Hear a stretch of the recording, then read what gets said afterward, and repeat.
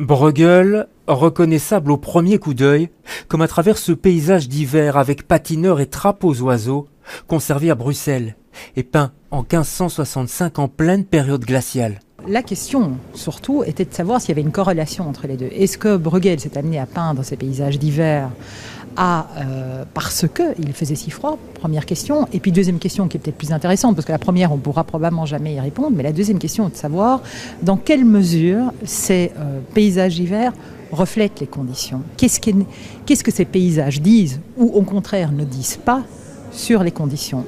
Bruegel aurait-il été une sorte de reporter avant l'heure ou un artiste à l'imagination fertile?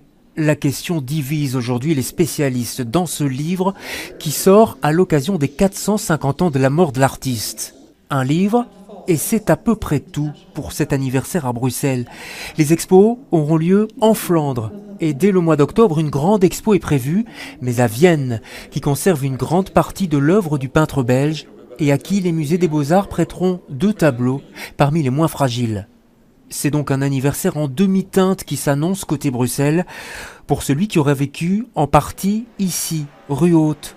Autour de cette maison, les musées des Beaux-Arts ont d'ailleurs travaillé pendant des mois sur un projet muséal, un projet que l'État fédéral a bloqué pour des raisons financières. Faire travailler les équipes sur un projet pour leur dire ensuite que les règles de l'État font qu'on ne peut pas le faire, c'est pas un grand moment de team building, mais d'un autre côté on ne désespère pas, le travail a été fait et on est occupé aujourd'hui à monter un projet qui va être plus tourné vers le privé. Ça pose aussi une question générale qui est de dire pourquoi toujours aller vers le privé si l'État n'assume pas ce qu'il a assumé. En attendant, on pourra toujours se consoler en allant voir à Bruxelles, non sans ironie, la chute des anges rebelles.